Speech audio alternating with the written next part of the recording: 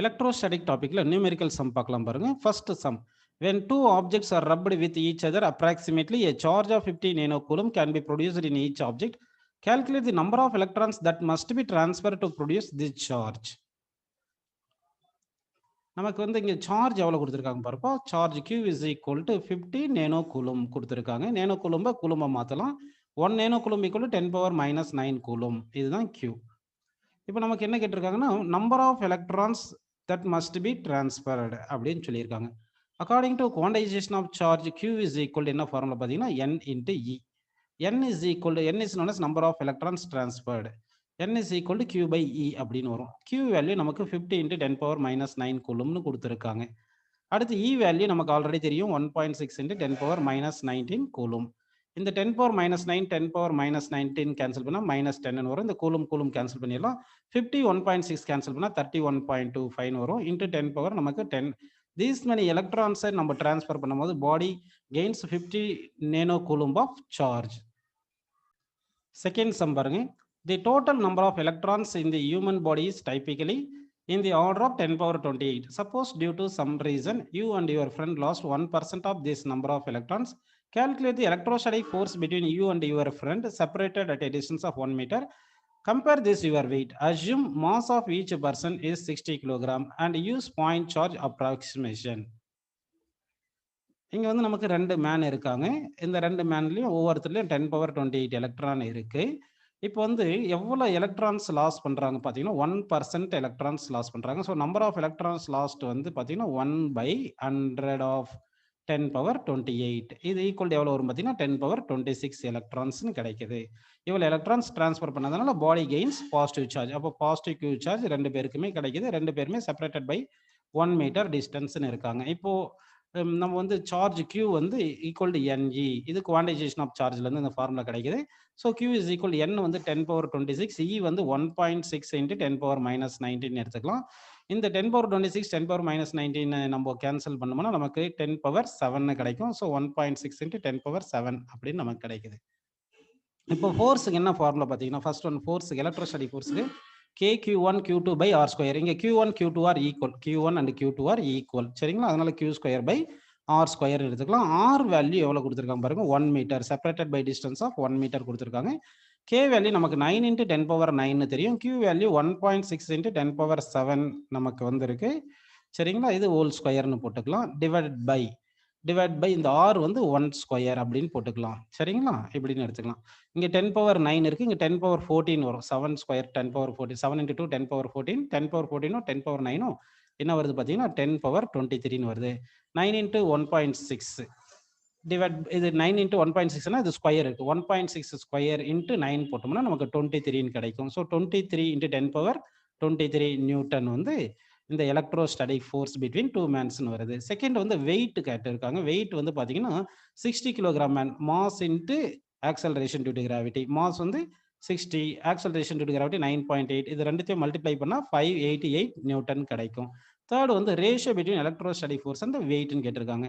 அப்போ இந்த electrostatic force by வெயிட்னு போட்டிங்கன்னா எலக்ட்ரோஸ்டாட்டிக் ஃபோர்ஸ் 23 இன்ட்டு 10 பவர் 23 வந்திருக்கு. டிவைட் பை இந்த வெயிட் வந்து 588ன்னு வருது. இது ரெண்டுமே சால்வ் பண்ணோம்னா நமக்கு என்ன கிடைக்கும் பார்த்தீங்கன்னா 3.9 இன்ட்டு 10 பவர் 21 அப்படின்னு நமக்கு கிடைக்கும்.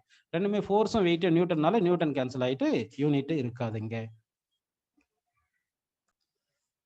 5 identical charge Q are placed equidistant on a semicircle as shown in the figure. Another point charge Q is kept at the center of the circle of radius R. Calculate the electrostatic force experienced by the charge Q.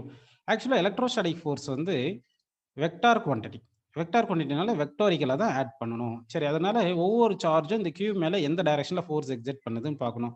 இங்கே bottom most charge இருக்கிற Q வந்து repulsive force இந்த டைரக்ஷனில் force எக்ஸெக்ட் பண்ணுது. புரியுதுங்களா? எஃப்னு. அதே மாதிரி இந்த டாப் மோஸ்ட் சார்ஜ் இந்த சார்ஜும் ஃபோர்ஸ் வந்து இந்த டைரக்ஷனில் எஃப் எக்ஸெக்ட் பண்ணுது. ஆக்சுவலாக each and every charges are equidistance from central charge வரதுனால அடுத்து கியூ வேல்யூ எல்லாம் சேமாக இருக்குதுனால all the charges are exerting force on middle charge வந்து சென்ட்ரலில் வச்சிருக்கிற சார்ஜுக்கு வந்து மேக்னிடியூட் ஈக்குவல் பட் டைரக்ஷன் தான் டிஃப்ரெண்ட்டாக இருக்கும்.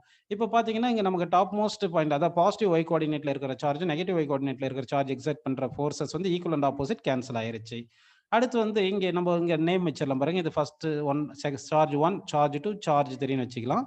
சார்ஜ் 1 எக்ஸாக்ட் ஃபோர்ஸ் இருக்கு இல்லைங்களா, சார்ஜ் 1 எக்ஸாக்ட் ஃபோர்ஸ் இருக்கு இல்லைங்களா, இந்த force repulsive force along the line joining away இப்படின்னு இந்த டைரக்ஷன்ல ஃபோர்ஸ் இந்த டைரக்ஷன்ல இருக்கும் ஃபோர்ஸ். அதே மாதிரி சார்ஜ் 3 எக்ஸாக்ட் பண்ற ஃபோர்ஸும் வந்து along the line joining away from the charges வந்து ஃபோர்ஸ் எக்ஸாக்ட் பண்ணியிருக்கும். அடுத்து இங்க செகண்ட் சார்ஜ் இருக்கு இல்லைங்களா, இந்த செகண்ட் சார்ஜ் வந்து மிடில் சார்ஜ் மேல ஃபோர்ஸ் இந்த டைரக்ஷன்ல எக்ஸாக்ட் பண்ணுது ஃபோர்ஸ். சரிங்களா, இப்போ வந்து ஆக்சுவலா இது வந்து 180 டிகிரி கிடைக்கும் நமக்கு. இங்க வந்து ஆங்கிள் ஈக்குவலா ஸ்ப்ரெட் பண்ணும். ஆங்கிள் 1 இங்க ஆங்கிள் 2 ஆங்கிள் 3 ஆங்கிள் 4ன்னா இந்த 180 டிகிரியை 4 ஆங்கிள்ஸா ஈக்குவலா பிரிச்சோம்னா ஈச் ஆங்கிள் எவ்வளவு வரும் பார்த்தீங்கன்னா 45 டிகிரி அப்படின்னு நமக்கு கிடைக்கும். ஈச் ஆங்கிள் 45 டிகிரி வரும். அதனால இந்த ஆங்கிள் 45 டிகிரி எடுத்துக்கலாம், இந்த ஆங்கிளும் 45 டிகிரி எடுத்துக்கலாம். 45 டிகிரி எடுத்துங்க. அப்போ ஆக மொத்தம் இந்த ஃபோர்ஸ் ஃபர்ஸ்ட் ஃபோர்ஸுக்கும் இந்த செகண்ட் ஃபோர்ஸுக்கும் இந்த ரெண்டு ஃபோர்ஸுக்கும் ஆங்கிள் எவ்வளவு பார்த்தீங்கன்னா 90 டிகிரின்னு கிடைக்குது. 90 டிகிரி வருது. அப்போ பாருங்க, இந்த force exerted by the first charge and force exerted by the third சார்ஜுக்கு ஆங்கிள் வந்து பார்த்தீங்கன்னா 90 டிகிரின்னு இருக்கும். 90 டிகிரி என்ன, two equal vector makes angle 90 டிகிரியா இருந்துச்சுன்னா ரிசல்டன்ட் வெக்டார், அதாவது இந்த ஃபோர்ஸ் இந்த first charge third charge exert பண்ண ஃபோர்ஸஸ்க்கு ரிசல்டன்ட் எவ்வளவு வரும்னு பார்த்தீங்கன்னா f√2 அப்படின்னு கிடைக்கும். 90 டிகிரி இருந்துச்சுன்னா f√2ன்னு வரும். இப்போ வந்து பார்த்தீங்கன்னா இந்த ரிசல்டன்ட் ஃபோர்ஸ் எந்த டைரக்ஷன்ல இருக்கும் பார்த்தீங்கன்னா angle bisector between the forces. ஏன்னா டூ ஈக்குவல் ஃபோர்ஸஸ் இருந்துச்சுன்னா resultant will be angle bisector இந்த டைரக்ஷன்ல வந்திருக்கும் எஃப்ஆர்ன்றது. அப்படின்னா இந்த ஃபர்ஸ்ட் சார்ஜ் எக்ஸர்ட் பண்ண ஃபோர்ஸும் தேர்ட் சார்ஜ் எக்ஸர்ட் பண்ண ஃபோர்ஸும் ரிசல்டன்ட் ஃபோர்ஸ் இந்த டைரக்ஷன்ல எஃப்ஆர்னு இருக்கு. இங்க பாருங்க, இந்த first charge third charge exert பண்ண ஃபோர்ஸுடைய ரிசல்டன்ட் ஃபோர்ஸும் செகண்ட் சார்ஜ் எக்ஸர்ட் பண்ற ஃபோர்ஸும் சேம் டைரக்ஷன்ல இருக்கு. அப்போ வந்து செகண்ட் சார்ஜ் எக்ஸர்ட் பண்ற ஃபோர்ஸ் வந்து எக்ஸ் டைரக்ஷன்ல இருக்கு. First and third charge exert பண்ண ஃபோர்ஸ் அதனுடைய ரிசல்டன்ட் எஃப்ஆர்னு இந்த டைரக்ஷன்ல வருது. இப்போ F total force is equal to resultant of first charge and third charge exert பண்ண force plus second charge exert பண்ண ஃபோர்ஸ் அப்படின்னு எடுத்துக்கலாம். சரி, இப்போ resultant force exerted by first and third charge வந்து f√2. ஸோ அதை f√2ன்னு எழுதிட்டு பிளஸ் எஃப்னு போட்டுக்கலாம்.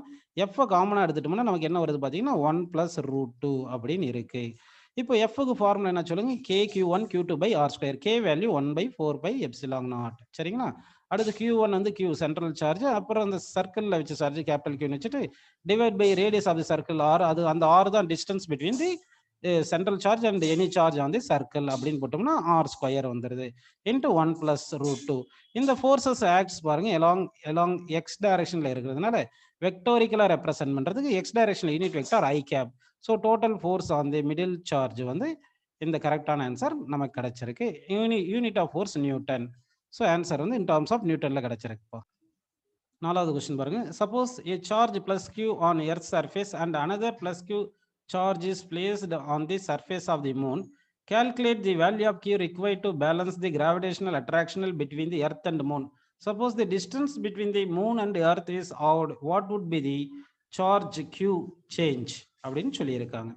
இப்போ நம்ம பாருங்க, இப்போ வந்து இது எர்த்துன்னு அஸ்யூம் பண்ணிக்கலாம், இது எர்த்துன்னு அஸ்யூம் பண்ணிக்கிங்க, இது மூன் அப்படின்னு எடுத்துக்கலாம். சரிங்களா, எர்த்துக்கு வந்து பிளஸ் கியூ சார்ஜ் கொடுத்துருக்காங்க, மூணுக்கு வந்து பிளஸ் கியூ சார்ஜ் கொடுத்துருக்காங்க.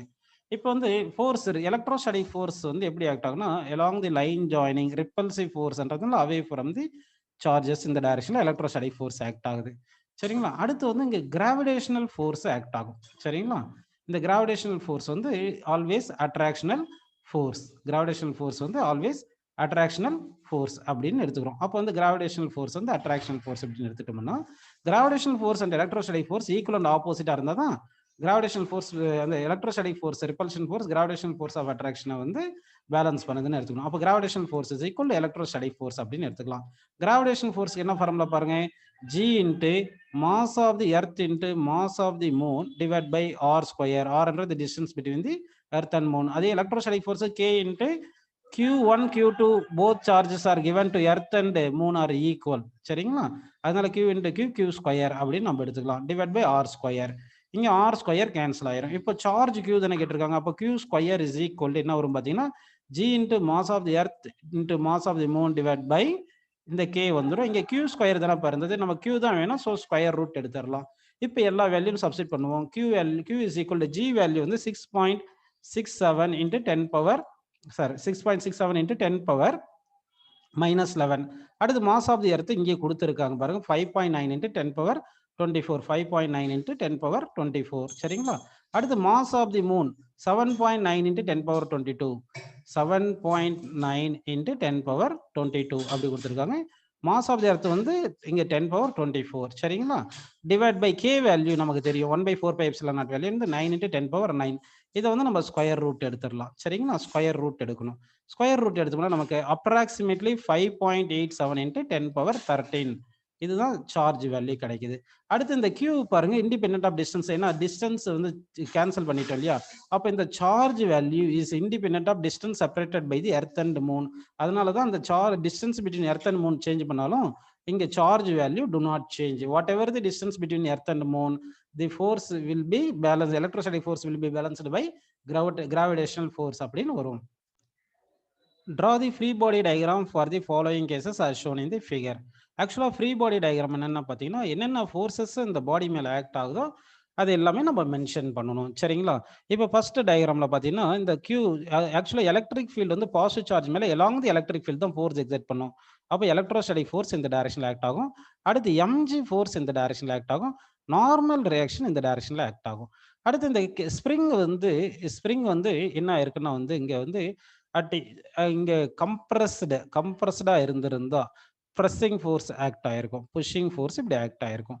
அப்போ புஷிங் ஃபோர்ஸ் வந்து கேஎக்ஸ் இந்த டைரக்ஷன்ல ஆக்ட் ஆகுது, கேஎக்ஸ் இந்த டைரக்ஷன்ல ஆக்ட் ஆகும். அதை வந்து ஆப்போசிட் டைரக்ஷன்ல காட்டும் போது தான் மைனஸ் கேஎக்ஸ் அப்படின்னு காமிச்சிருக்கும்.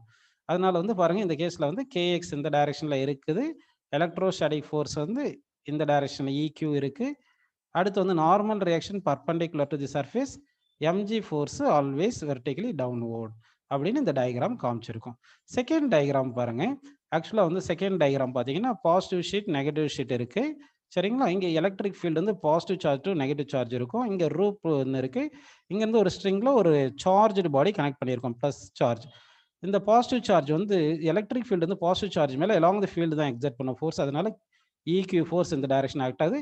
டென்ஷன் ஃபோர்ஸ் ஆல்வேஸ் எலாங் தி string towards fixed point, tension இந்த டைரக்ஷனில் ஆக்ட் ஆகும். எம்ஜி ஃபோர்ஸ் ஆல்வேஸ் டவுன்வர்ட் டைரக்ஷனில் ஆக்ட் ஆகுது அப்படின்னு காமிச்சிருக்காங்க. தேர்ட் கண்டிஷன் பாருங்க, ஒரு பேரலல் பிளேட் கெப்பாசிட்டர் மாதிரி எடுத்துக்கிட்டு நமக்கு என்ன பண்ணியிருக்காங்க, மேலே பாசிட்டிவ் சார்ஜ் கீழே நெகட்டிவ் சார்ஜ் கொடுத்துருக்காங்க. அப்போ எலக்ட்ரிக் ஃபீல்ட் டவுன்வோர்டு இருக்கும்.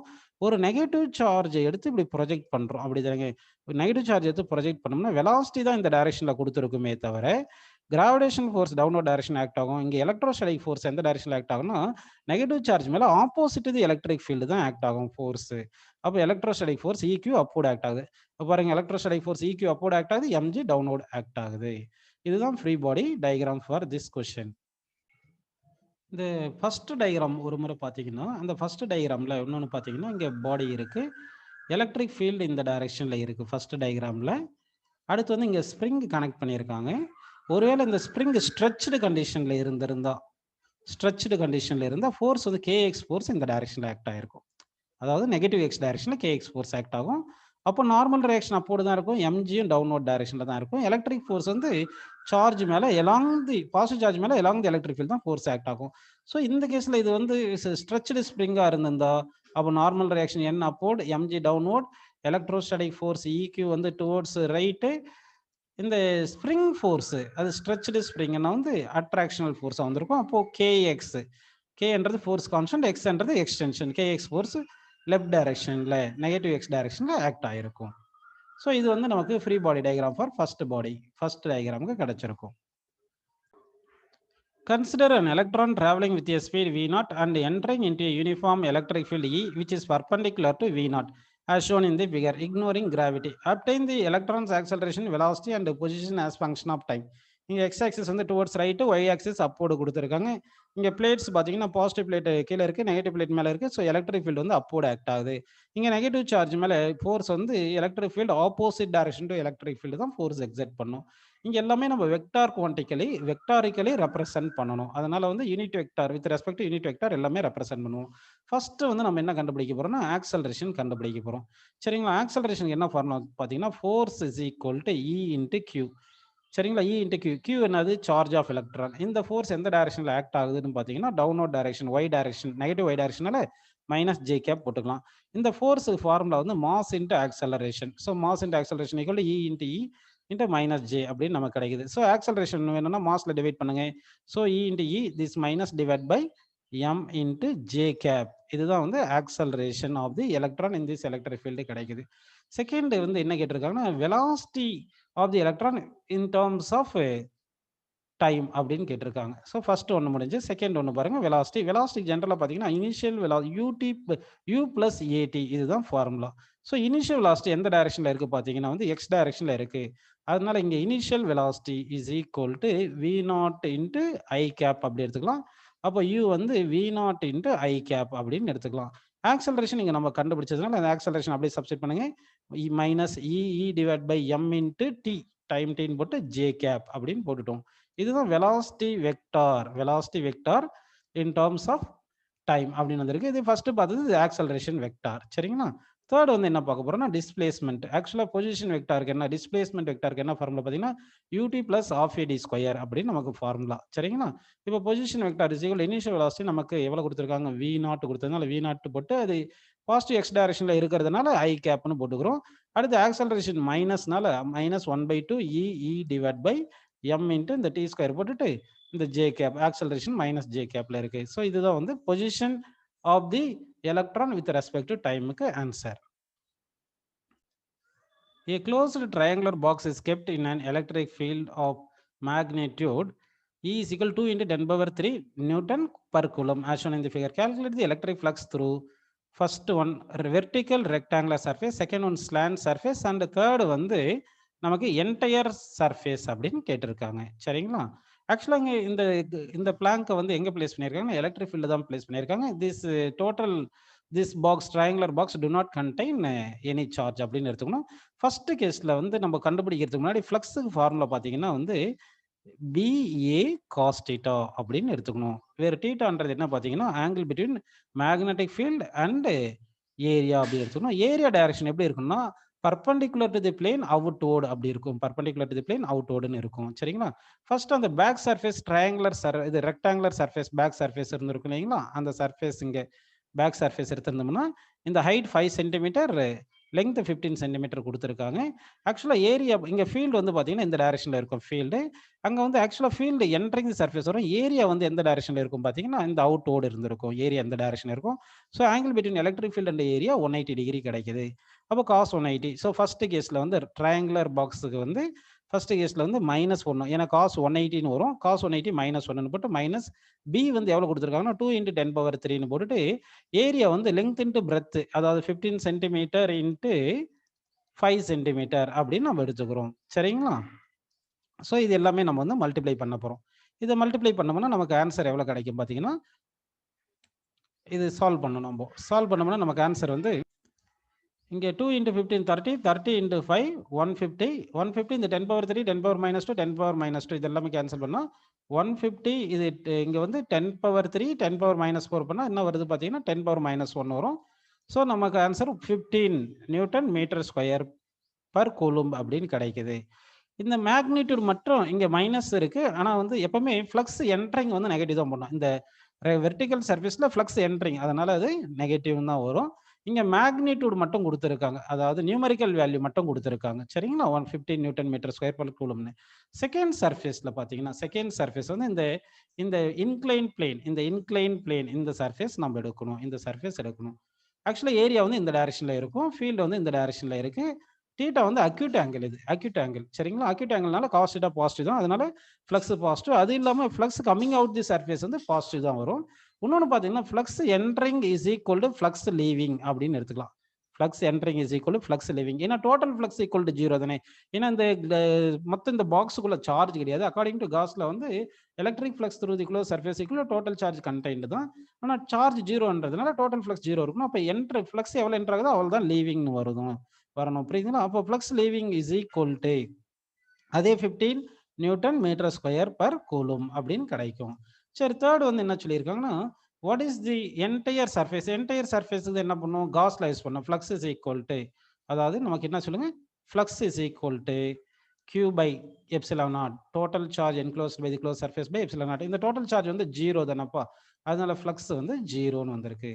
So flux through this close surface வந்து நமக்கு answer 0. The electrostatic potential is given as a function of x.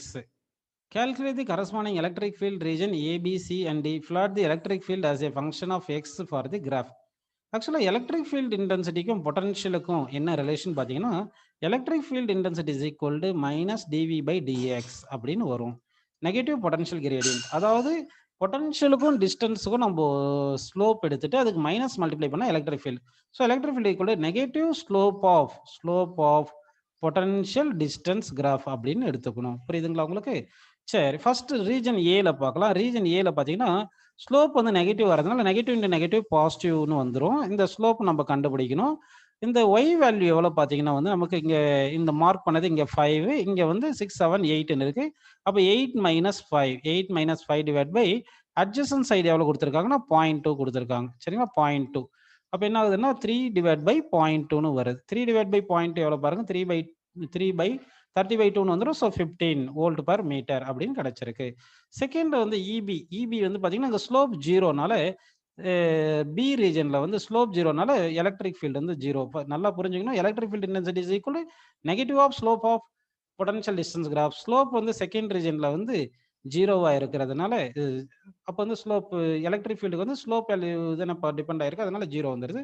அடுத்து ரீஜன் 3ல பார்த்தீங்கன்னா ஸ்லோப் வந்து பாசிட்டிவ். இங்கே ஸ்லோப் வந்து பாசிட்டிவ். இங்கே மைனஸ் இன்ட்டு ஸ்லோப் போடும்போது ஸ்லோப் பாசிட்டிவ்னால மைனஸ்னு வரணும் ஆன்சர். அதே மாதிரி வந்து ஸ்லோப் வந்து ஒய் வேல்யூ பை எக்ஸ்ன்னு வரணும். கரெக்டுங்களா? ஒய் வேல்யூ பை எக்ஸ்ன்னு போடணும். இங்கே பாருங்க ஒய் வேல்யூ எவ்வளோ வந்திருக்கு பாருங்க. இங்கே ஒய் வேல்யூ வந்து இங்கே இந்த 5ல இருந்து 7 வரைக்கும் இருக்கு. சரிங்களா? அப்போ 7 மைனஸ் 5ன்னு போட்டுட்டு அதே மாதிரி டிஸ்டன்ஸ் பார்த்தீங்கன்னா 0.2ல இருந்து 0.4ல இருந்து 0.6, ஸோ தட் 0.2 அப்படின்னு நம்ம எடுத்துக்கலாமா? ஸோ 7 மைனஸ் 5 வந்து எவ்வளோ வருது பாருங்க, 2 டிவைட் பை 0.2ன்னு போட்டுங்க. That is equal to cancel பண்ணால் 10 வோல்ட் மைனஸ் 10 வோல்ட் பர் மீட்டர்னு கிடைக்குது. அடுத்து வந்து நம்ம பார்க்க போகிறது ரீஜன் டியில் பார்க்கலாம். ரீஜன் டி பார்க்கலாங்களா? ரீஜன் டி பார்த்தீங்கன்னா இந்த ரீஜன் டியில் ஸ்லோப் வந்து நெகட்டிவ். அப்போ மைனஸ் ஆஃப் மைனஸ்னு வந்துடும். மைனஸ் ஆஃப் மைனஸ் பிளஸ்னு வந்துட்டு ஸ்லோப் நெகட்டிவ்னால இஎம்எஃப் வந்து எலக்ட்ரிக் ஃபீல்டு வந்து பாசிட்டிவ் வந்துடும் டி ரீஜனில். அடுத்து வந்து இங்கே என்ன பண்ணணும்னா நம்ம வந்து இந்த வித்து பார்க்கணும். இந்த opposite by adjacent side. Opposite side எங்கே இருப்பாருங்க, இங்கே வந்து இனிஷியல் 1 இருக்குது, ஃபைனல் வந்து 7 இருக்குது. கரெக்டுங்களா? அப்போ 7 minus 1 divide by adjacent side வந்து எவ்வளோ இருக்குது பார்த்தீங்கன்னா இங்கே வந்து 0.2 இருக்குது. சரிங்களா? 0.2 அப்படி போட்டுட்டுமா 7 மைனஸ் 1 வந்து 6 பை 0.2ன்னு போட்டிங்கன்னா உங்களுக்கு எவ்வளோ கிடைக்குதுன்னா 30 வோல்ட் பர் மீட்டர் அப்படின்னு கிடைக்குது. சரிங்களா? இது ஃபர்ஸ்ட் கிராஃப் முடிஞ்சு. செகண்ட் கிராஃப் பாருங்க. செகண்ட் கிராஃப்ல பார்த்தீங்கன்னா இங்கே எப்படி கொடுத்துருக்காங்க, பொட்டன்ஷியல் டிஸ்டன்ஸ் கிராஃப் எல்லாமே பாருங்க. அதாவது இந்த ரீஜன்ஸ் ஃபர்ஸ்ட் 0லேருந்து 1 செகண்ட், 1லேருந்து 2 செகண்ட், அடுத்து 3லேருந்து 4 செகண்ட், 4லேருந்து 5 செகண்ட் பார்த்தீங்கன்னா ஸ்லோப் வந்து எல்லாத்துக்குமே சேமாக தான் இருக்குது. டைரக்ஷன் மட்டும் மாறி இருக்கு. 2 to 3 மட்டும் தான் ஸ்லோப் ஜீரோவாக இருக்குது. ஸோ 2 to 3 ஸ்லோப் ஜீரோ இருக்குனால 2 to 3ல வந்து எலக்ட்ரிக் ஃபீல்டு வந்து ஜீரோ வந்திருக்கணும்.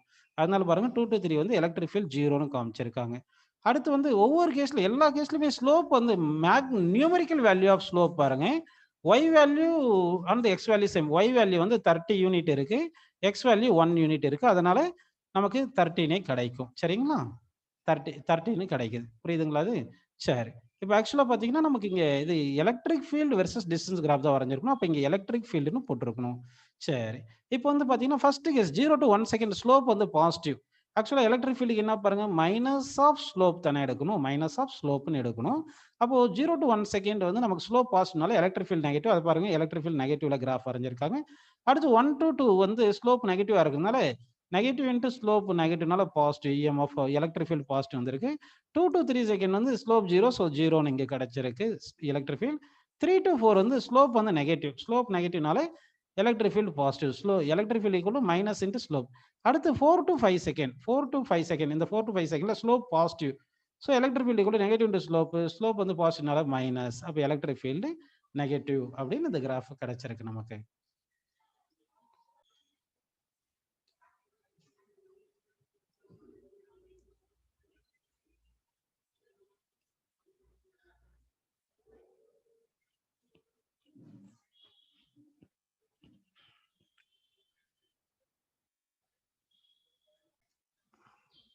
A point charge of 10 microcoulomb is placed at a distance of 20 centimeter from another identical point charge of 10 microcoulomb. A point charge of minus 20 microcoulomb is moved from point to A to B as shown in the figure. Calculate the change in potential energy of the system. Interpret your result அப்படின்னு சொல்லியிருக்காங்க.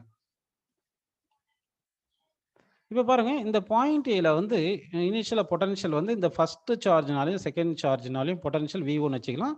Point பில வந்து இந்த first and second சார்ஜ்னால potential V2ன்னு எடுத்துக்கலாம். புரியுதுங்களா? Calculate the change in potential energy of the system அப்படின்னு கேட்டிருக்காங்க.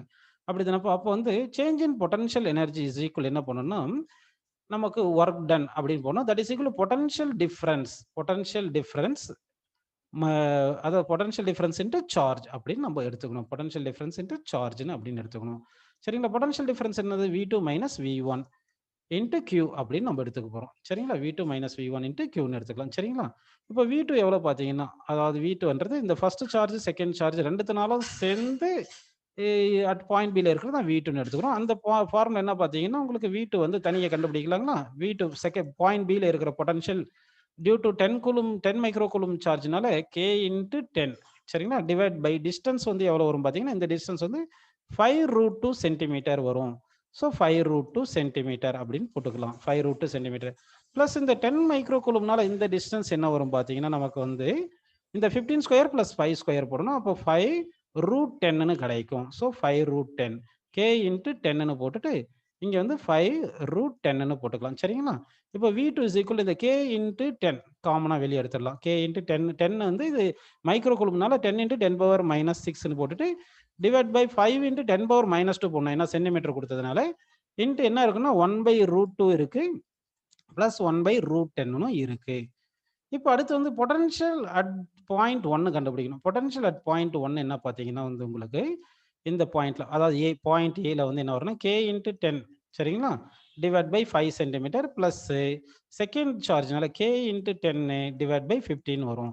இதுல K இன்ட்டு 10 வந்து காமனா எடுத்துக்கலாம். 10 மைக்ரோ கூலும்னால 10 பவர் மைனஸ் 6ன்னு போட்டு டிவைட் பை 5 காமனா எடுத்துட்டோம்னா நமக்கு என்ன வரும் பார்த்தீங்கன்னா, இங்க 1 பிளஸ் 1/3 வரும். சென்டிமீட்டர்ல இருக்கிறதுனால 10 பவர் மைனஸ் 2 போட்டுக்கணும்.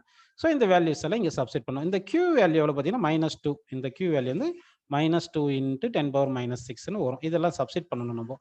அப்போ சேஞ்ச் இன் பொட்டன்ஷியல் எனர்ஜிக்கு இதை சப்ஸ்டிட் பண்ணோம்னா K வேல்யூ இந்த V2, V1 எல்லாம் சப்ஸ்டிட் பண்ணும்போது இந்த V2ல வந்து இந்த K into 10 power minus 6, 10 power minus 2 இது காமன். இதே மாதிரி இந்த K into 10 power minus 6 by 5 into 10 power minus 2 common. இதுல 10ம் 5ம் கேன்சல் பண்ணா இங்க 2 இருக்கும். 10 பவர் மைனஸ் 6ம் மைனஸ் 2 கேன்சல் பண்ணா -4 இருக்கு. அதே மாதிரி இங்க 10 5 கேன்சல் பண்ணா இங்க 2 வரும். இங்க 10 power minus 6 10 power minus 2 cancel பண்ணா 10 பவர் மைனஸ் 4 வருது. அப்போ வந்து 2 into K into 10 power minus 4 காமனா எடுத்துட்டு சரிங்களா? அடுத்து வந்து இந்த V2 வந்து 1/√2 பிளஸ் 1/√10 இருக்கு. மைனஸ்ன்னு போட்டு இந்த வேல்யூ 1 மைனஸ் 1/3 V1 வேல்யூ போட்டுறணும். சரிங்களா? இன்ட்டு இந்த Q வேல்யூ வந்து -0.2 மைனஸ் அது சரிங்களா? -2 இன்ட்டு 10 பவர் மைனஸ் 6 இது போடணும். இது எல்லாமே சால்வ் பண்ணா டெல்டா U நமக்கு என்ன வரும் பார்த்தீங்கன்னா வந்து பாசிட்டிவ்ல 1.12 ஜூல் அப்படின்னு கிடைக்கும். சரிங்களா? இந்த பாசிட்டிவ்ன்றது இது சொல்லியிருக்காங்க. அப்புறம் positive sign implies that to move the charge -2 micro coulomb external work is required அப்படின்னு நம்ம சொல்லியிருக்காங்க. Calculate the resultant capacitance for each of the following combination of capacitors அப்படின்னு கேட்டிருக்காங்க. சரிங்களா? இப்போ ஒரு காம்பினேஷன் நம்ம பார்க்கலாம். ஃபர்ஸ்ட் காம்பினேஷன் பாருங்க. அதாவது இந்த 2 கெபாசிட்டன்ஸ் எப்படி இருக்கு சொல்லுங்க? பேரலல்ல இருக்கு. அப்போ பேரலல்ல இருந்தா இது ரெண்டுத்துக்குமே சேர்ந்து 2C0ன்னு வந்திருக்கும். 2C0 அப்படின்னு நமக்கு கிடைச்சிருக்கு. அடுத்து இதை சிம்பிளி பண்ணோம்னா அப்போ என்ன வரும்னா மேலே C0 இருக்கு, கீழே வந்து 2C0 வந்திருக்குங்களா? இது ரெண்டுமே நமக்கு வந்து எப்படி இருக்கு? சீரிஸ்ல இருக்கு. இந்த பாயிண்ட் பிட்வீன் இந்த 2 பாயிண்ட் நம்ம கண்டுபிடிக்கணும். சரிங்களா? அப்போ சீரிஸ் காம்பினேஷன்ல என்ன வரும் சொல்லுங்க? C1 C2 divide by C1 plus C2 தான் எஃபெக்டிவ் கெபாசிட்டன்ஸ் கிடைக்கும். C1 வந்து C0, C2 வந்து 2C0 divide by C0 plus 2C0 வந்து 3C0 கிடைக்குது. C0 cancel. So 2C0/3. So இதுதான் வந்து இந்த டயக்ராமுக்கு கரெக்டான ஆன்சர். ஃபர்ஸ்ட் கொஸ்டினுக்கு கரெக்டான ஆப்ஷன் இது. அடுத்து செகண்ட் கொஸ்டின் பார்க்கலாம் பாருங்க. செகண்ட் இது இந்த 2C0ம் இந்த C0 இது பேரலல். இந்த 2C0 வருது பேரலல்னால இதுவும் பேரலல் இருக்கு. 2C0 வருது. கரெக்ட்டுங்களா? அப்போ வந்து இப்போ வரைஞ்சோம்னா மேலே இருக்கிற 2 கெபாசிட்டர் பேரலல் 2C0, கீழே இருக்கிற 2 கெபாசிட்டர் பேரலல் 2C0 அப்படின்னு இருக்கு. இப்போ இந்த 2 2C0 சீரிஸ்ல இருக்கிறதுனால effective capacitance in series combination 2 equal, அதாவது சீரிஸ் காம்பினேஷன்ல ஈக்குவல் கெபாசிட்டன்ஸ் கனெக்ட் பண்ணும்போது one of the capacitance divide by number of capacitance போடணும். அப்படி கேன்சல் பண்ணா உங்களுக்கு C0 அப்படின்னு ஆன்சர் கிடைச்சிருக்கும். பாருங்க செகண்ட் ஒன்னுக்கு வந்து C0 அப்படின்னு கிடைச்சிருக்கு. அடுத்து தேர்ட் ஒன்று பார்க்கலாம் பாருங்க. தேர்ட் ஒன்னு பார்த்தீங்கன்னா, இங்க வந்து இங்க பாருங்க. இது ஃபர்ஸ்ட் பிளேட். இது எல்லா ஃபர்ஸ்ட் பிளேட் ஆஃப் தி கெபாசிட்டர்ஸும் ஒரு காமன் பாயிண்ட்ல கனெக்ட் பண்ணியிருக்கோமா? அதே மாரி second plates of all other capacitors எல்லாமே அதர் காமன் பாயிண்ட்ல இப்படி கனெக்ட் பண்ணியிருக்கோம். ஸோ இப்படி கனெக்ட் பண்ணா இதுக்கு பேர் பேரலல் காம்பினேஷன். அப்ப 3 கெபாசிட்டன்ஸும் பேரலல்ல இருக்கிறதுனால, இதுக்கு எஃபெக்டிவ் கெபாசிட்டன்ஸ் வந்து 3 times of one of the capacitance அப்படின்னு எடுத்துக்கிறோம். ஸோ தேர்ட் கொஸ்டினுக்கு ஆன்சர் பார்த்தீங்கன்னா, நமக்கு 3C0 அப்படின்னு நமக்கு கிடைச்சிருக்கு. சரி, அடுத்து ஃபோர்த் பாருங்க. இப்போ பிட்வீன் வந்து என்ன பண்ணலாம்னா, ஃபர்ஸ்ட் பி அண்ட் எஸ் கண்டுபிடிக்கலாம். பி அண்ட் எஸ் கண்டுபிடிச்சோம்னா, பி அண்ட் எஸ் கண்டுபிடிச்சோம்னா, இந்த C2 C4 வந்து சீரிஸ். அடுத்து இந்த C1 C3 வந்து சீரிஸ் வரும். சீரிஸ் காம்பினேஷன்ல என்ன ஃபார்முலா பார்த்தீங்கன்னா, C2 C3 divide by C2 plus C4 அப்படின்னு வரும் இது. அதே மாதிரி இது என்ன வரும் பார்த்தீங்கன்னா, C1 C3 divide by C1 plus C3 அப்படின்னு நமக்கு கிடைக்கும். சரிங்களா? இப்போ வந்து இந்த மொத்தத்தையும் சேர்ந்து கெபாசிட்டன்ஸ் ஏன்னு வச்சுக்கலாம். இந்த கெபாசிட்டன்ஸ் மொத்தத்தையும் கெபாசிட்டன்ஸ் பின்னு வச்சுக்கலாம். ஏன்னா வந்து எஃபெக்டிவ் கெபாசிட்டன்ஸ் வந்து இப்போ இந்த 2 கெபாசிட்டன்ஸ் ஏவும் கெபாசிட்டன்ஸ் பியும் பேரலல்ல இருக்கு. சரிங்களா? அப்போ பேரலல்ல இருக்கு அப்படின்னு எடுத்துக்கலாமா? இந்த பாயிண்ட் பின்னு எடுத்துங்க. இப்போ வந்து இங்க தான் இந்த கெபாசிட்டன்ஸ் மொத்தமா இந்த சிஏன்னு வச்சுக்கிட்டோம். இந்த பக்கம் இருக்கிறது மொத்தமா சிபின்னு வச்சுக்கிறோம். சரிங்களா? இது கியூ, பாயிண்ட் கியூன்னு எடுத்துங்க. சிபின்னு எடுத்துக்கலாம். இப்போ இது 2 பேரலல் இருந்துச்சுன்னா எஃபெக்டிவ் கெபாசிட்டன்ஸ் என்ன சொல்லுங்க? சிஏ பிளஸ் சிபி டைரக்டா அப்படியே வந்துரும் இல்லைங்களா? அப்போ வந்து சிஏ என்ன சொல்லுங்க? C1 C3 divide by C1 plus C3 இருக்கு. அடுத்து வந்து சிபி என்ன வந்து இருக்கு பாருங்க? C2 C3 divide by C2 plus C4 இருக்கு. இப்போ இது எல்சிஎம் எடுங்க. எல்சிஎம் எடுத்தீங்கன்னா அப்போ C1 C3 into C2 C4 அப்படின்னு வருது. அடுத்து இது மல்டிப்ளை பண்ணும்போது ஃபர்ஸ்ட் C2ல மல்டிப்ளை பண்ணுங்க. C1 C2 C3 அடுத்து C3ல C4ல மல்டிப்ளை பண்ணுங்க. C1 C3 C4 அப்படின்னு வந்திருக்கும். கரெக்ட்டுங்களா?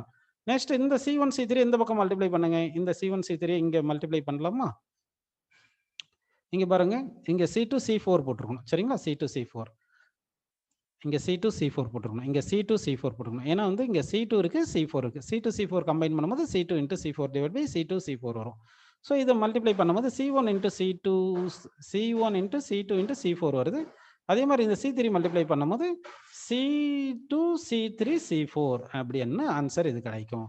நெக்ஸ்ட் இதுலயே வந்து நமக்கு RS கேட்டாங்கன்னா, இதே RS கேட்கும்போது என்ன பண்ணணும்னா, இந்த C1 C2 ரெண்டுமே சீரிஸ்னு வச்சுக்கிட்டு, அடுத்து இந்த C3 C4 2 சீரிஸ்னு வச்சுக்கிட்டு, நமக்கு பிட்வீன் அடுத்து இப்போ வந்து என்ன பண்ணலாம்னா, C1 C2 சீரிஸ்ல பண்றது வந்து இது C டேஷ்னு வச்சுட்டு, that is C1 C2 divide by C1 plus C2ன்னு போட்டுங்க.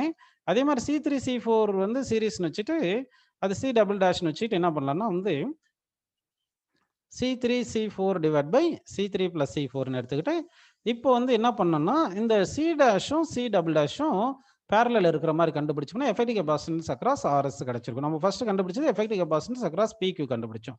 புரியுதுங்களா? இந்த மாதிரி சால்வ் பண்ணணும்.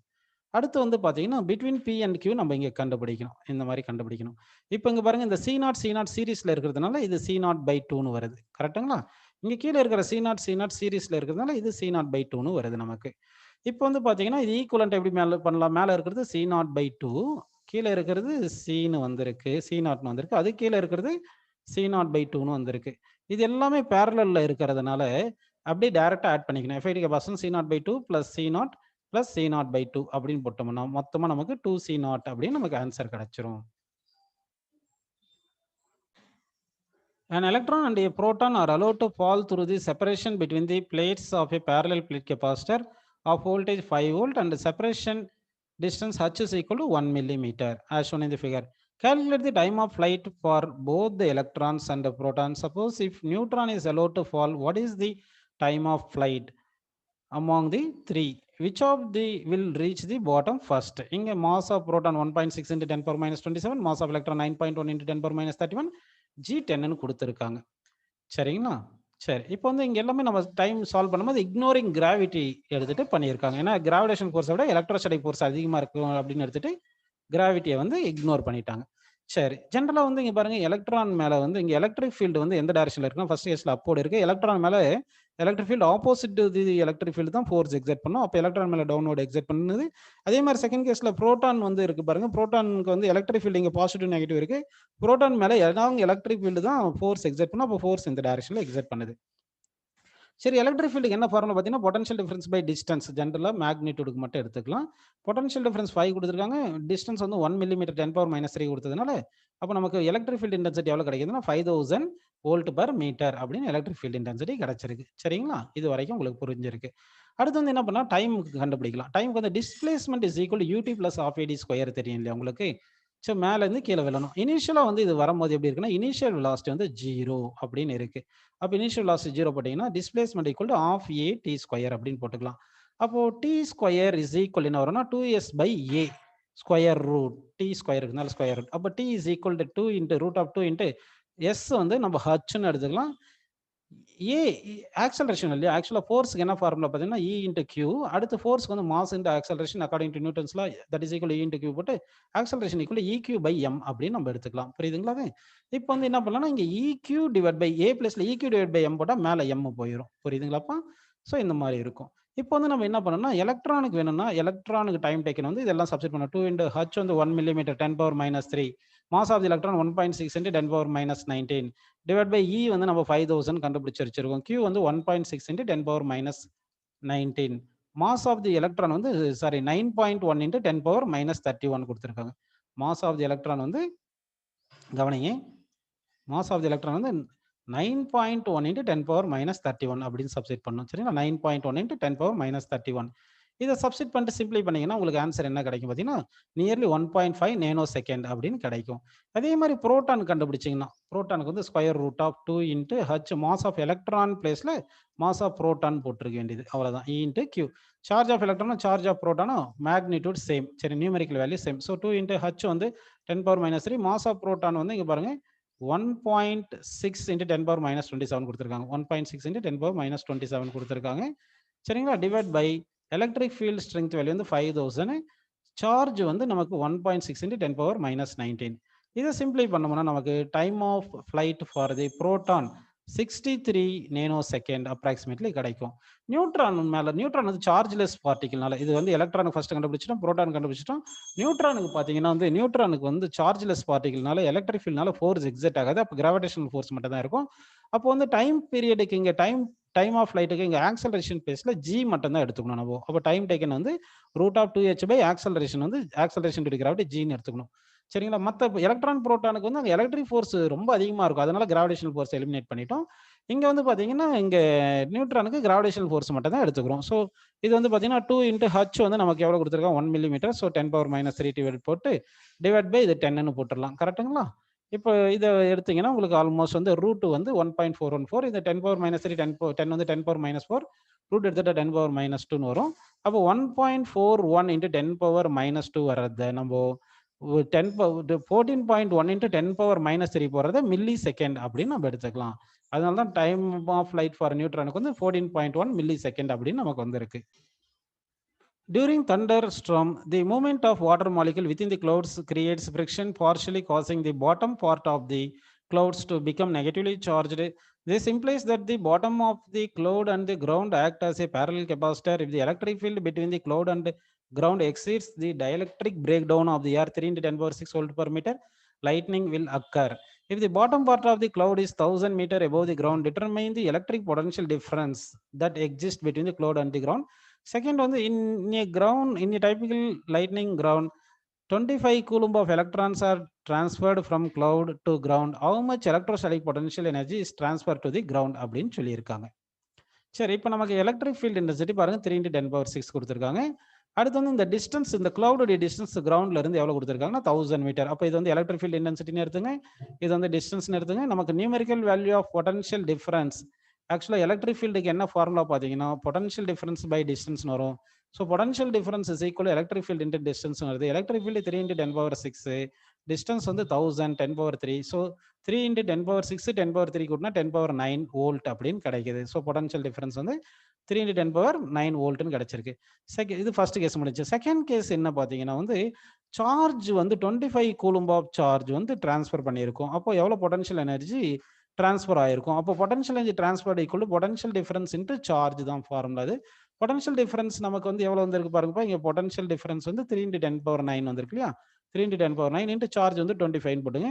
அப்போ 3 into 25 எவ்வளோ? 75 into 10⁻9 ஜூல் அப்படின்னு நமக்கு ஆன்சர் வந்துடுது. ஸோ பொட்டன்ஷியல் எனர்ஜி டிரான்ஸ்போர்ட் வந்து 75 into 10⁻9 ஜூல் என்றது answer. For a given capacitor configuration, find the charges on each capacitor, potential difference across them, energy stored in each capacitor அப்படின்னு கேட்டிருக்காங்க. சரிங்களா? கவனிங்க, ஃபர்ஸ்ட் வந்து என்ன பண்ணா சார்ஜ் கண்டுபிடிக்கணும். அதுக்கு முன்னாடி பார்த்தீங்கன்னா இந்த 6 2 மட்டும் ஃபர்ஸ்ட் நம்ம சேர்த்து எப்படி எடுத்துக்கலாம்னா பேரலல் இருக்குது 8 மைக்ரோ கூலும்னு எடுத்துக்கலாம். அப்போ இங்கே ஒரு இந்த இப்போ பார்த்தீங்கன்னா இங்கே இது ஒரு 8 இருக்குங்களா, அதுக்கு மேலே இது ஒரு 8ன்னு எடுத்துக்கலாம், இது ஒரு 8ன்னு இப்போதைக்கு அப்ராக்சிமேட்டாக எடுத்துகிட்டு இங்கே பேட்டரி இப்படி கனெக்ட் பண்ண மாதிரி அப்படி அஸ்யூம் பண்ணிக்கிங்க. 9 வோல்ட்டு இங்கே 8 கூலும், இங்கே 8 மைக்ரோ கூலும், இங்கே sorry 8 microfarad 8 microfarad 8 microfarad 8 microfarad இது மூணுமே சீரீஸில் இருக்கிறதுனால இந்த பொட்டன்ஷியல் ஈக்குவலாக டிவைட் ஆயிரும். இங்கே 3 வோல்ட்னு வரும், அதே மாதிரி இங்கே 3 வோல்ட் வரும், அதே மாதிரி இங்கேயும் வந்து 3 வோல்ட் வரும். ஸோ பொட்டன்ஷியல் டிஃபரன்ஸ் வந்து பார்த்தீங்கன்னா across the first capacitor, second capacitor, அடுத்து ஃபோர்த் கெபாசிட்டர் இது எல்லாமே ஈக்குவல். அடுத்து செகண்ட் அண்ட் தேர்ட் கெபாசிட்டர் பேரலில் இருக்கிறதுனால அதுலேயே ஈக்குவலாக வந்துடும், 3 வோல்ட்னு வந்துடுது. சரி, இப்போ இந்த 8 8 8 இந்த மூணுமே வந்து சீரீஸில் இருக்கிறதுனால effective capacitance of the circuit equal to 8/3. சரிங்களா? சீரீஸ் காம்பினேஷனில் இப்படின்னு வருது, இது மைக்ரோ ஃபேரட்ல வருது. சரிங்களா? சரி, மொத்த charge Tran from the battery எவ்வளோ பார்த்தீங்கன்னா charge Tran from the battery Q = C × Vன்னு போட்டு C வந்து 8/3ன்னு போட்டுட்டு V வந்து நமக்கு 9 போட்டுக்கலாம். 3 9 கேன்சல் பண்ணால் 3 வருது. So 8 × 3 24 micro coulomb. அப்போ சார்ஜ் வந்து 24 மைக்ரோ கூலும். இது எல்லா 3 கெபாசிட்டருமே வந்து நமக்கு எப்படி இருக்கு, ஏன்னா சீரீஸில் இருக்கிறதுனால சீரீஸில் இருந்து எல்லா கெபாசிட்டர்லுமே சார்ஜ் வந்து ஈக்குவலாக தான் இருக்கும். அப்போது சார்ஜ் வந்து ஃபர்ஸ்ட் கெபாசிட்டரில் பாருங்கள் 24 micro coulomb, fourth capacitor 24 micro coulomb correct. ஆனால் வந்து மிடில் இருக்கிறது 6 2ன்னு 2ஆக ஸ்ப்ளிட் ஆயிருக்கு இல்லையா, இது 6 இது 2ன்னு 2ஆக ஸ்ப்ளிட் ஆகி 2 கெபாசிட்டர். அப்போ இந்த 2 கெபாசிட்டர் தான் 8 மைக்ரோ கூலும் போகுது. அப்போ இங்கே 6 இருக்கு, இங்கே 2 இருக்கு. சரிங்களா? Q is directly proportional to Cன்னு எடுத்துக்கலாம், ஏன்னா பேரலல்ல பொட்டன்ஷியல் சேம் தானே. அப்போ Q1/Q2 = 6/2. அப்போ 6 micro farad capacitor 3 டைம்ஸும் 2 micro farad capacitor 1 டைமும் இருக்கணும். ஆக்சுவலாக சார்ஜ் மொத்த சார்ஜ் வருது 24 மைக்ரோ கூலும். சார்ஜ் மொத்தம் 24 மைக்ரோ கூலும் வருது. அப்போ 3:1 பிரிச்சோம்னா 3:1 ரேஷியோல பிரிச்சா அப்போ 6 மைக்ரோ ஃபேரட்ல 18 வரணும், 2 மைக்ரோ ஃபேரட்ல நமக்கு அப்போ எவ்வளோ வரும்னா 6 மைக்ரோ கூலும்னு வரணும். அதனால தான் பாருங்க செகண்ட் கெபாசிட்டர்ல 18 micro coulomb, third capacitor 6 micro coulomb அப்படின்னு கொடுத்துருக்காங்க. ஸோ இது வரைக்கும் எல்லாமே உங்களுக்கு புரிஞ்சிருச்சு. அடுத்து நமக்கு என்ன வேணும் பார்த்தீங்கன்னா எனர்ஜி ஸ்டோர்டுக்கு என்ன ஃபார்முலா பார்த்தீங்கன்னா ½ × V × Qன்னு எடுத்துக்கலாம். அப்போ எனர்ஜி ஸ்டோர்டுன்னு கெபாசிட்டர் ஏன்னு எடுத்தீங்கன்னா ½ V எவ்வளோ 3ன்னு வந்திருக்கு இல்லைங்களா. அடுத்து Q வந்து 24 வந்திருக்கு, 24/3 வந்து 12, 12 × 3 வந்து 36 மைக்ரோ ஜூல். இதே ஆன்சர் தான் டிக்கும் வரும், ஏன்னா டிலையும் அதே பொட்டன்ஷியல் அதே சார்ஜ் தான் இருக்கு. அதனால பொட்டன்ஷியல் இன் டியும் பொட்டன்ஷியல் இன் ஏவும் ஈக்குவல் இருக்கு. ஆனால் potential energy in B energy in C தான் டிஃப்ரெண்டாக இருக்கும், ஏன்னா அதில் சார்ஜஸ் டிஃப்ரெண்டாக இருக்கு. எனர்ஜி இன் பி பார்த்தீங்கன்னா ½ × பொட்டன்ஷியல் வந்து நமக்கு எவ்வளோ பாருங்க 3 இன்ட்டு சார்ஜ் வந்து நமக்கு 18 இருக்கு. சரிங்களா? 18ம் 2ம் கேன்சல் பண்ண 9 × 3 என்ன வரும் 27. ஸோ 27 மைக்ரோ ஜூல் அப்படி கிடைக்குது. ஸோ எனர்ஜி இன் பி வந்து 27 மைக்ரோ ஜூல். அடுத்து எனர்ஜி இன் சி பார்த்தீங்கன்னா ½ × V × Q. V வந்து 3, Q வந்து எவ்வளோ பாருங்க 6ன்னு கொடுத்துருக்காங்க. அப்போ 2ம் 6 கேன்சல் பண்ணால் 3ன்னு வருது, 3 × 3 9. So 9 micro joule. So energy stored இந்த கெபாசிட்டர் சி வந்து 9 மைக்ரோ ஜூல் அப்படின்னு கிடைக்குது. நெக்ஸ்ட் கொஸ்டின் பாருங்க. Capacitors P and Q have identical cross-sectional area A and separation D. The space between the capacitors is filled with a dielectric constant epsilon r as shown in the figure. Calculate the capacitance of the capacitor P and Q. First நம்ம என்ன பண்ணலாம்னா without dielectric fill பண்ணாத போது capacitance வந்து ε0 A/Dன்னு எடுத்துக்கலாம். சரிங்களா? ε0 A/D எடுத்துட்டோம்னா இப்போ இது வந்து எவ்வளோ இருக்குது பார்த்தீங்கன்னா இது வந்து A/2 டிஸ்டன்ஸ், இது வந்து A/2 லெங்க் தானே இருக்குது. அப்போ இந்த கெபாசிட்டன்ஸ் என்ன வரும் பார்த்தீங்கன்னா C1 வந்து ε0 A/2Dன்னு போட்டுக்கலாம். அதே மாதிரி இந்த கெபாசிட்டன்ஸ் என்ன வரும் பாருங்க εr × ε0 A/2Dன்னு போட்டுக்கணும். சரிங்களா? அப்போ இந்த ஆஃப் கெபாசிட்டன்ஸ் எப்படி வருது பார்த்தீங்கன்னா நமக்கு இந்த C1ன்னு போட்டு அது வந்து ε0 A/D வந்து Cன்னு தெரியும் இல்லையா ஆல்ரெடி. சரி, அதனால ε0 A/2Dன்னு எழுதிங்க. இந்த கெபாசிட்டன்ஸ் என்ன வருதுன்னு பார்த்தீங்கன்னா C2 = ε0 A/2Dன்னு வருது. புரியுதுங்களா? இப்போ இந்த கெபாசிட்டர் இது ஒரு கெபாசிட்டன்ஸ் எடுத்துங்க, இது ஒரு கெபாசிட்டன்ஸ், இது ஃபர்ஸ்ட் பிளேட், இது செகண்ட் பிளேட். அதே மாதிரி இந்த கெபாசிட்டன்ஸுக்கு இது first plate, second plate. First plate எல்லாம் காமனாக கனெக்ட் பண்ணியிருக்கோம், செகண்ட் பிளேட் காமனாக கனெக்ட் பண்ணதுனால இது பேரலல். ஸோ எஃபெக்டிவ் கெபாசிட்டன்ஸ் வந்து என்ன வரும் பார்த்தீங்கன்னா epsilon naught A by 2d காமனாக எடுத்துட்டோம்னா இன்ட்டு 1 ப்ளஸ் எப்சிலான் ஆர் அப்படின்னு நமக்கு கிடைச்சிருது. செகண்ட் டயக்ராம் அதே மாதிரி நம்ம பார்க்கலாம் பாருங்க. இப்போ செகண்ட் டயக்ராம் எப்படி இருக்கு? இந்த டிஸ்டன்ஸ் வந்து d பை 2 கரெக்ட்டுங்களா? இந்த டிஸ்டன்ஸ் d பை 2ன்னு இருக்கு. இது வந்து எப்சிலான் ஆர் இருக்குங்க ரிலேட்டிவ் பர்மிட்டிவிட்டி. அப்போ இந்த கெப்பாசிட்டன்ஸ் இங்க இருக்கிற கெப்பாசிட்டன்ஸ் எவ்வளோ வரும்னா C1 போட்டு epsilon naught A by D by 2ன்னு போட்டுக்கணும். இந்த டி பை 2 போட்டால் மேலே போயிடும். அதே மாதிரி இந்த டயலெக்ட்ரிக் மீடியம் போட்டது பார்த்தீங்கன்னா C2ன்னு வச்சுக்கிட்டு epsilon naught A by D by 2 into epsilon R அப்படின்னு வந்துடும். அப்போ C1 வந்து என்ன வருது பார்த்தீங்கன்னா 2 எப்சிலான் நாட் ஏ பை டின்னு வருது. C2 வந்து என்ன வருது பார்த்தீங்கன்னா C2 வந்து என்ன வருது பார்த்தீங்கன்னா 2 epsilon R epsilon naught A by D அப்படின்னு வருது. இப்போ மேலே இருக்கிற டயலெக்ட்ரிக் இருக்கிறது ஒரு கெப்பாசிட்டர் மாதிரி இது அஸ்யூம் பண்ணிக்கிங்க. டயலெக்ட்ரிக் எல்லாருக்குமே இருக்கிறது கீழே இது ஒரு கெப்பாசிட்டர் அப்படின்னு அஸ்யூம் பண்ணிக்கிங்க. புரியுதுங்களா? இது ஃபர்ஸ்ட் கெப்பாசிட்டருடைய ஃபர்ஸ்ட் பிளேட், இது செகண்ட் பிளேட் மாதிரி அஸ்யூம் பண்ணிக்கிங்க. அடுத்த கெப்பாசிட்டருடைய இது first plate 1 dash, second plate 2 டேஷ்னு எடுத்துக்கிட்டுங்க அஸ்யூம் பண்ணிக்கிங்க. அப்போ ஃபர்ஸ்ட் கெப்பாசிட்டர் இருக்கு இல்லைங்களா? இந்த ஃபர்ஸ்ட் கெப்பாசிட்டர், இந்த ஃபர்ஸ்ட் கெப்பாசிட்டருடைய செகண்ட் பிளேட்டு பக்கத்தில் இருக்கிற கெப்பாசிட்டருடைய ஃபர்ஸ்ட் பிளேட் கனெக்ட் பண்ணுறோம். இப்படி கனெக்ட் பண்ணுறதுனால இது சீரிஸ் காம்பினேஷன் அப்படின்னு எடுத்துக்கணும். புரியுதுங்களா? சீரிஸ் காம்பினேஷனில் எஃப்ஐடி capacitance 1/c equal to reciprocal of individual capacitance. So first capacitance இங்கே 2 எப்சிலான் நாட் ஏ பை டின்னு போட்டுக்கலாமா? ஏ பை டின்னு மேலே வந்துடும் கரெக்டுங்களா? செகண்ட் கெப்பாசிட்டன்ஸ் 1/cன்னு போட்டால் 2 epsilon R epsilon naught A by டின்னு வரும், டி மேலே போயிடும். இதில் என்ன காமனாக எடுக்கலாம் பார்த்தீங்கன்னா டி பை 2 எப்சிலான் நாட் ஏன்னு காமன் எடுத்துட்டா உள்ள என்ன இருக்குன்னா 1 + 1 எப்சிலான் ஆர் இருக்கு. இதுதான் 1/c. இப்போ இதை மட்டும் நம்ம எல்சிஎம் எடுத்தா என்ன கிடைக்கும் பாருங்க. 1 எப்சிலான் ஆர் பிளஸ் இது மட்டும் எல்சிஎம் எடுத்தோம்னா epsilon R plus 1 divide by epsilon R கிடைக்குமா? இப்போ இது ரெசிப்ரோக்கல் எடுத்தோம்னா FID capacitance is equal to 2 epsilon naught A by D into epsilon R by 1 + epsilon R அப்படின்னு நமக்கு ஆன்சர் கரெக்டான ஆன்சர் கிடைக்கும்.